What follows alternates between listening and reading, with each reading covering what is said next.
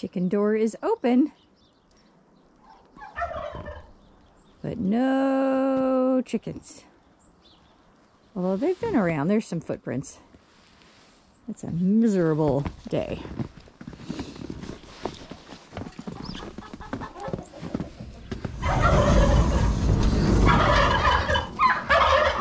Good morning! Sorry about the snow. You guys ready for some breakfast? Good morning, homesteaders, gardeners, and cooks. My name is Jennifer. Welcome to Miles Away Farm. Thanks for joining me in my kitchen. We are in the what they call the lean times in terms of garden produce. We are in early April of 2023, and it is late in the season for anything that you've overwintered. You know, most of your carrots and potatoes and onions are either done and gone or starting to sprout, or we are in the, it's too early to have fresh greens. So the spinach and the lettuce is like itty tiny bitty and not big enough to actually harvest. So this is the time where I really start relying on, one, the meat in my freezers, and two, whatever frozen vegetables I happen to have on hand that I put away during the summer season. Today we are gonna make a version of a Philly cheesesteak. This is a way to use up an inexpensive cut of meat. Normally, Philly cheesesteak is actually made from steak, and it's sliced thinly and then sauteed in a pan very simply with salt and pepper, and then layered on a hoagie roll with sauteed onions and peppers and cheese. That is a beautiful thing. It's a lovely comfort food. However, it's very expensive to make. And what I like to do is basically take the similar idea, especially with the onions and the peppers and the cheese, and use an inexpensive cut of beef, put it in an Instant Pot. So basically I'm treating it almost as if it were pulled pork or pulled beef, instead of doing a very quick saute with thinly sliced tender beef in a skillet. And so what you end up with is a shredded beef, but then all of the flavors that you add to it are very similar to what a Philly cheesesteak would be. It is delicious.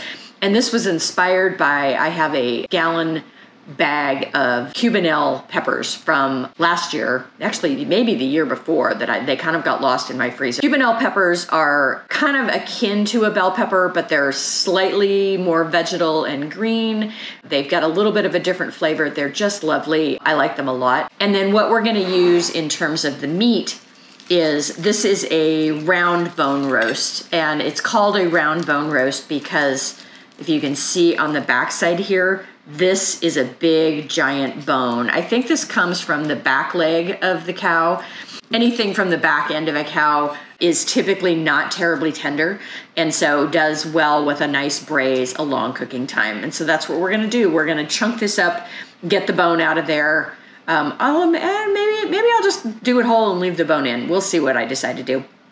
But very simply, I think I'm gonna use a little bit of beef broth, because I need some liquid in the Instant Pot, and that'll add a lot of flavor, salt and pepper, and then a little bit of Worcestershire sauce, which is not typical for Philly cheesesteak, but I really like the flavor that it adds, and maybe just a tiny bit of tomato paste, also often really good with beef.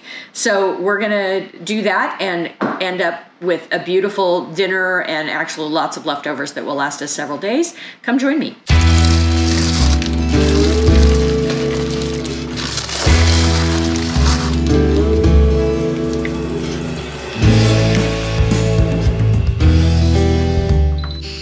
So my Instant Pot is on the saute function, and you could do this in a Dutch oven very easily. I'll put directions for both processes in the description below. I'm using a little bit of grapeseed oil. Grapeseed oil is a very neutral flavored oil, and it also has a fairly high smoke point. So I'm gonna brown this meat on all sides, and that will keep it from burning. And I think I am gonna leave the bone in because that's gonna give me some really great flavor.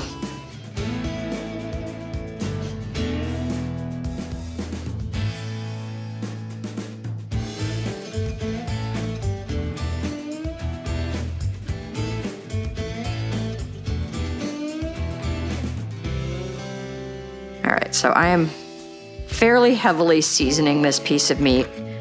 It's really the only flavor that's in here. Salt is very important. And I could have salted this last night and left it sitting in the fridge overnight. That would have been a good thing to do. I almost never end up doing that with meat dishes. I'm just really, really bad about doing things ahead of time when it comes to salting meat. And there are some sources that will tell you to not add fresh pepper to a piece of meat if you're gonna brown it in a pan because the pepper burns really easily and doesn't taste good. I don't find that to be particularly true.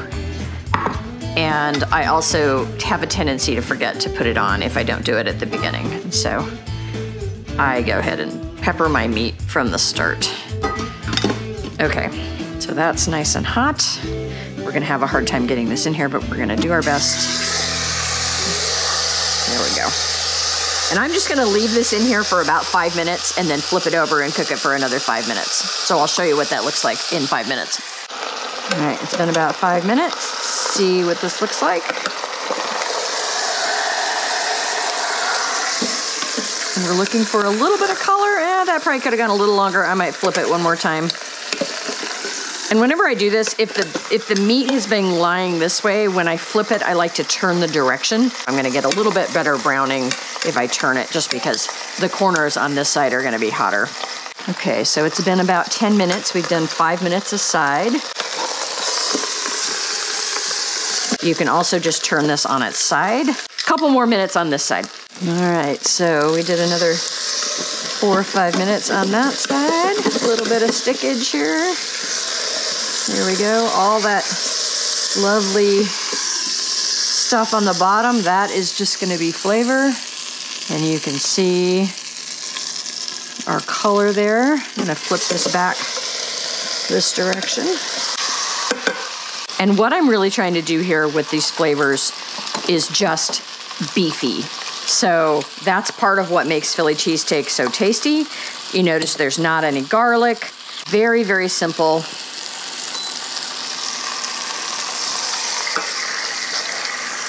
Because what we're going for here is a big beef flavor. So this is a pint of beef stock, homemade beef stock. Honestly, water would be fine. I'm just gonna use the beef stock because I have it. I'm gonna do a tablespoon of Worcestershire. And honestly, there's some garlic in this. This is like a big umami bomb, so that's not gonna be a bad thing. And then I'm gonna add about a tablespoon of this is homemade tomato paste. When it is this thick, it's called conserva, which is Italian, I believe. And it's just super concentrated. So concentrated that literally this just stays in my fridge. It never molds. This was made 2020. So we're talking about several years old. There's so little water activity because it is so dried down that it holds in the fridge. I have a blog post on how to make this. It's amazing. It is well worth your time and effort. It is a 3-day project, so it is not for the faint of heart, but it's a great way to use up lots of tomatoes if you are drowning in tomatoes during tomato season. And honestly, it's not something you have to make every single year. I'm gonna wipe the edge of this off because that's part of what gives us a good seal. And I did get some splatter on here, so I'm just gonna make sure this is clean.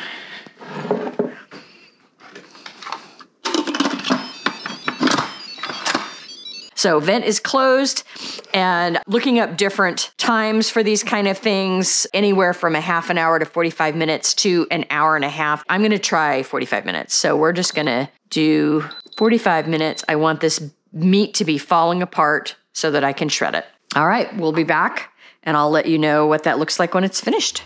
All right, you guys, you can see this has been done cooking for over an hour.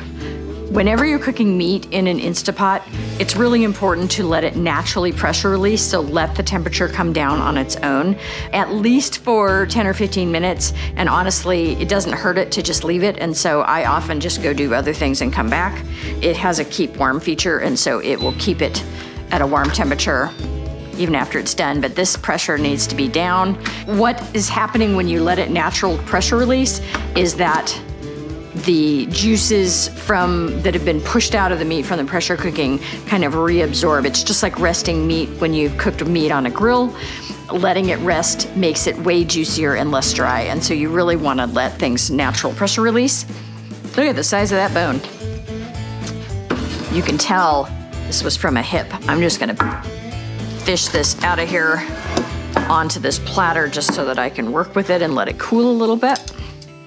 The dogs are like, can you see Bodhi? He's like, I smell meat. They're hoping for this bone, which they will get when I'm done. All right, so I am gonna fish this out of here. And what I'm gonna do here, I'm gonna let this cool. I'm gonna pick it apart and shred it. Pick out the extra fatty bits that I don't really want in there. And then I will cook this down into a little bit of a sauce and mix it all back together, and that will be the base of our meat. I do just wanna make sure here, yeah, so you see how that's shredding? That's what I'm looking for. So I did wanna make sure this was completely shredded in terms of texture, rather than something I had to slice. Although you could go either way. Really, there's no wrong answer. I'm gonna give this just a little bit of a taste. Too late now to really adjust a whole lot, but I wanna make sure that it's got enough salt. Yeah, that's lovely. Okay, so we're gonna let this sit and cool off, and then we'll come back and pick through it. You can also, in fact, I think I will strain this and throw it in the refrigerator, or let the fat rise out of that and scrape that fat off, because I don't really need that. It is good flavor, but in the interest of my ever-expanding waistline, we'll take the tallow off of there.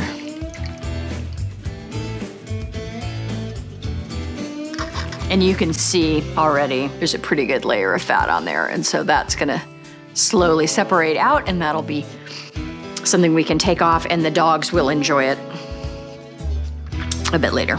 Just gonna let that cool.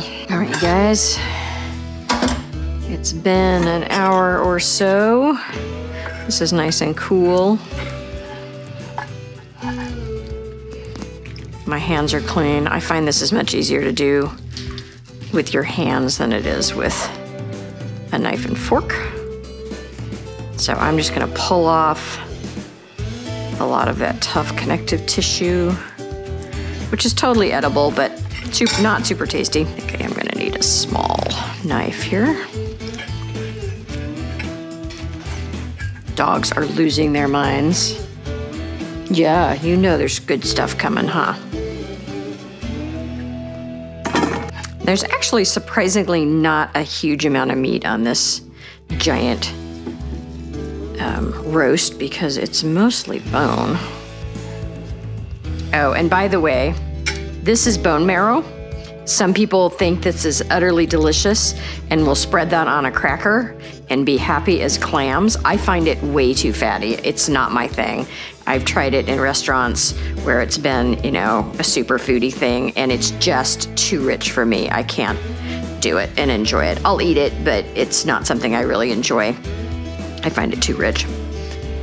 But the dogs will have a field day or trying to get the marrow out of that. This kind of meat with a big bone in the middle is great for stock. It's great for pho, because pho is really just really good Asian beef stock. And then obviously other things thrown in, but this would have been really good for pho. And I think I may have another one of these in the freezer, and if I do, that's what I'll use it for. I have quite a bit of beef stock canned already, so I don't really need any more right now. This is the part where I need to make sure I don't accidentally lose my grip and fling it across the room, because I don't think it would hit the floor before they got it. So this kind of stuff, that's fat, but it's also nice collagen and connective tissue. That's the kind of stuff that makes really great bone broth. So there we go. Now we're getting into some actual chunks of meat here. And see how easily that shreds? That's what I'm looking for. And this tastes really beefy. because there's very little in there to cover up that nice beef flavor. And that's exactly what I wanted.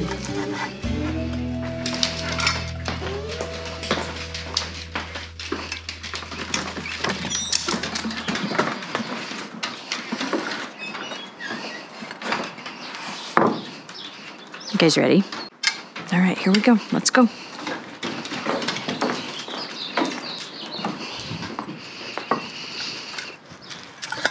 Get in there.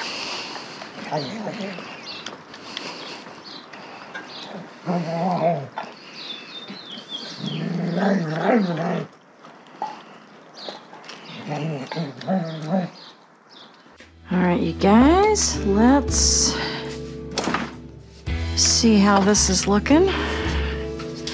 So this is our sauce. So we're just gonna pull that out of there.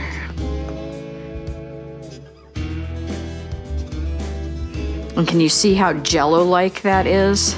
That's all that connective tissue. So this is gonna be a really lovely thing to mix into our meat. And some of that is because I used beef broth to start with that was homemade, and so there was already some pretty good gelatin in that. This is another one of those instances where sometimes it's easier to just use your fingers. And I'm not worried about getting every single tiny itty bitty bit out, but because it is so nicely solidified, I'll get most of it. And this is a sauté pan. Sauté pan means that, or maybe called saucier, basically it's wide and open. And so that means that there's gonna be a lot of surface area, which means there's gonna be a lot of evaporation, which is what we want because we're trying to cook this down to a nice sauce to reheat our beef in, not soup. We're not making French dip, although that would be lovely. So I'm just gonna get that going so that can reheat and start cooking down a little bit. This will be for the dogs. I'm more likely to use lard than I am tallow. I'm not really a big lover of tallow as a cooking medium. So what I'm gonna do is cut up a couple of onions. And then this is my Cuban peppers from probably August or September of 2021. So they did kind of get lost in the freezer, but they'll be fine for this. They'll cook up very nicely. And I know you guys are gonna be shocked, but look, it's an onion that's sprouting. It's not like we haven't done that about 1,000 times so far in these videos because I keep using them in the order that they're sprouting instead of using them before they sprout because they keep sprouting at just about the same rate that I'm using them. But again, nothing wrong with that. And I do have one here that is not sprouting, so we're gonna do a mix. And I'm gonna do these in long strips rather than diced, because I'm gonna saute them down with all those onions, and I do want there to be some texture there, so.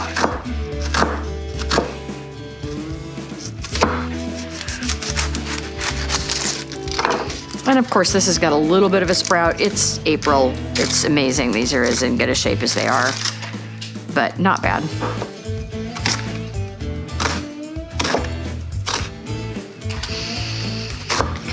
It does occur to me that what would be good, since we're gonna saute all this onion, is actually sauteing it in some of this beef fat. So I'm gonna add a tablespoon of that or so back in. All right, we're gonna just start adding some onions to this.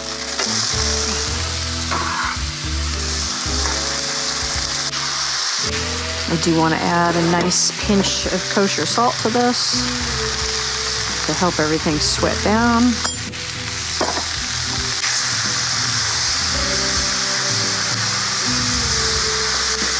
All right, we're gonna turn that heat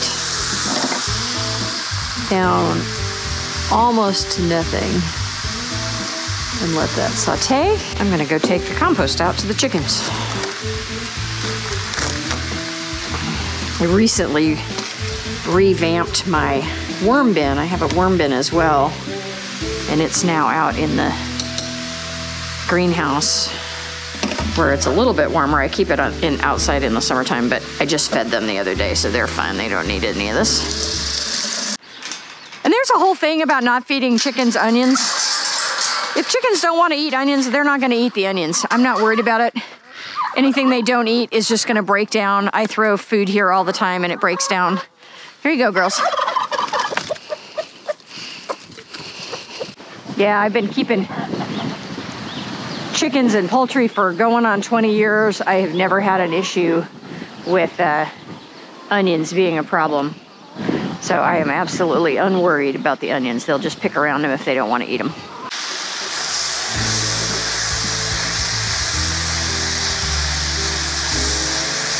And texture-wise, what I'm looking for with these onions is fully cooked, so no raw. I'm not a raw onion fan. Maybe just a little bit of browning, but I'm not really trying to get a caramelization on here. I just want a nice sauteed onion. Those are looking delightful. They are not ready yet, but it's gonna take the peppers a little time, so let's get those in there and see how we do.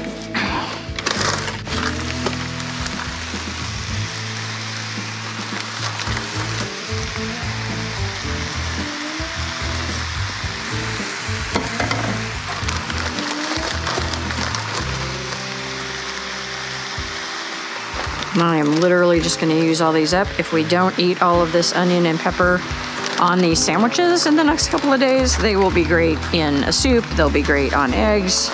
So I will use them. We'll just call this meal prep. And you can see that some of these Cubanelles were ripe. Did you know that there is no pepper that is green when it's ripe? All peppers turn color. And so if you're used to eating green peppers, you're eating unripe peppers.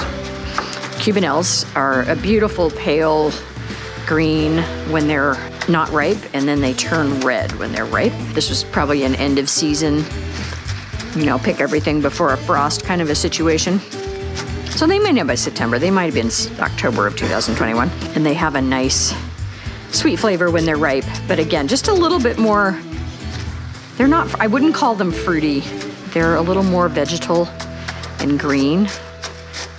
They're lovely. I really like them. All right, it's gonna take a while to get some heat in these and start getting them sauteed down. And there's gonna be a lot of liquid that comes out of those because peppers are very juicy. All right, I have seriously dropped the temperature of this pan by putting in a giant gallon bag of frozen peppers. So I'm gonna turn my heat back up just a little bit, and then we'll get our beef out.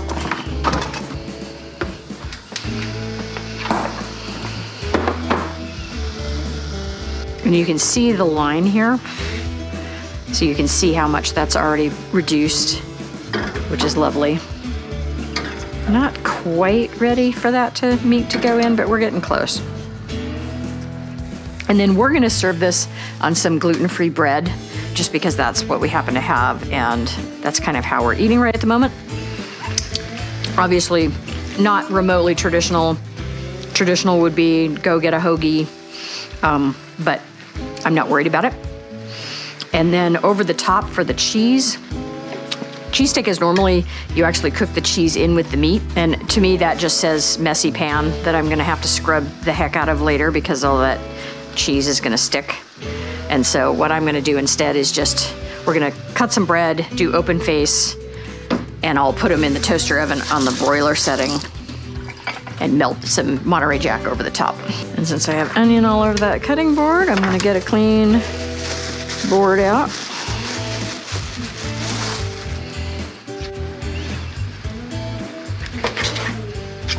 And this dip in this bread is, because it's gluten-free, it doesn't have the structure that a traditional wheat bread would have. And so I think it rose and then it dropped just a little bit. But it's fine, it's gonna taste good. You guys have heard me talk about this before, but the trick to not getting moldy cheese is to keep your hands off of it. So I'm trying hard to slice pieces of this off while not hanging on. I'm hanging on to the packaging, I'm not hanging on to the cheese, which makes it a little awkward, but Monterey Jack's a nice choice for this because it's a nice melting cheese, and that's what we want, is that nice gooey melty.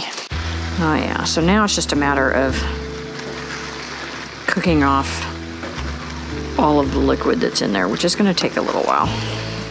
So I am gonna turn our heat way back up. Doesn't that look gorgeous?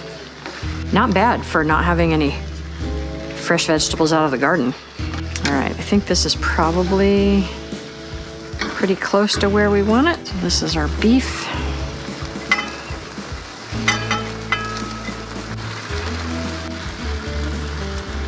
And that can continue to reduce while that meat is reheating. It'll take a minute to come back to a boil because I just dumped a bunch of cold meat from the fridge in there. I'm looking forward to this. It's going to be tasty. You can see most of our liquid has evaporated here. Much better than it was. And honestly, I think that's about as done as I want this to get, so I'm going to kill the heat. And then this is lovely, reduced down, nice and hot. If I was really feeling it, I would chop this again to smaller bites. I'm not going to because it's a weeknight and I'm ready to eat. So what we're gonna do here is layer on some of our meat.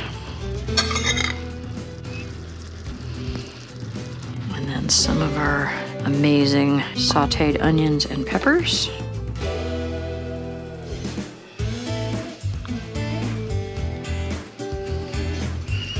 And I'm being generous here because this is the veggie portion of the program.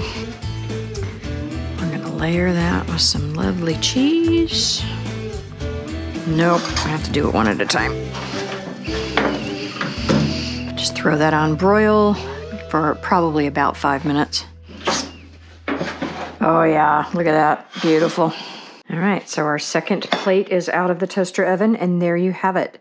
So Philly cheesesteak-esque, certainly nothing that's traditional, and I'm sure that diehard lovers would be rolling their eyes right now, if not tearing their hair out. But the basic components of sauteed onions, sauteed peppers, really good beef that has just a really good beefy flavor, and some kind of bread, and then a melty cheese. All of those are there, delicious, and I'm guessing probably quite a few fewer calories than if you were to have this in a traditional manner. So yeah, this is going to be our dinner tonight. I'm really looking forward to it. Give this recipe a try. Really simple and a great way to use up an inexpensive cut of beef, especially if you're somebody who's buying, you know, a half a cow or a quarter of a cow, and you're like, I have no idea what to do with the round roast in the back. This is a great solution for this because it will give you great flavor, and because it's cooked in an Instapot, it's going to be nice and tender.